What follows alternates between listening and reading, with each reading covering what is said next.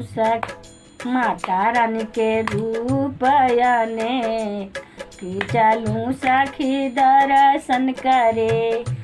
माता रानी के रूप अनेक कि चालू सखी दर्शन करे।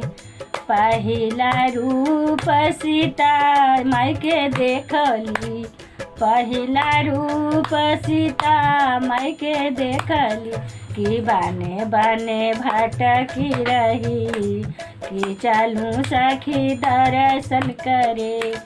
कि दर्शन करे कि चालू सखी दर्शन करे।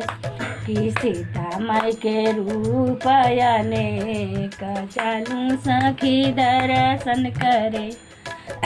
दूसरा रूप काली माई के देखली, दूसरा रूप में काली माई के देखली असुर के संहार करे।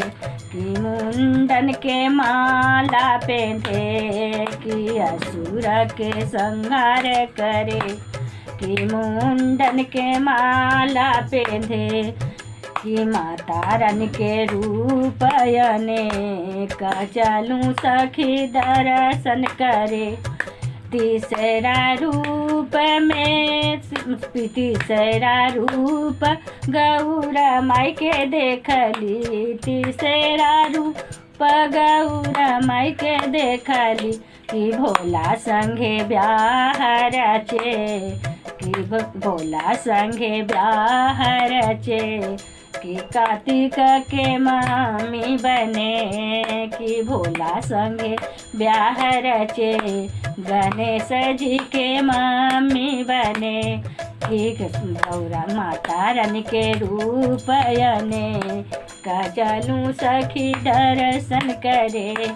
कि माता रानी के रूप अनेक कि चालू सखी दर्शन करे। चमथा रूप में माता रानी के देखली कि बाघवा पर होई के सवार।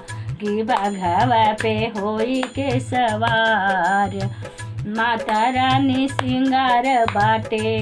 कि बाघवा पे होई के संगवार रोलो गवन के सिंगार बाटे।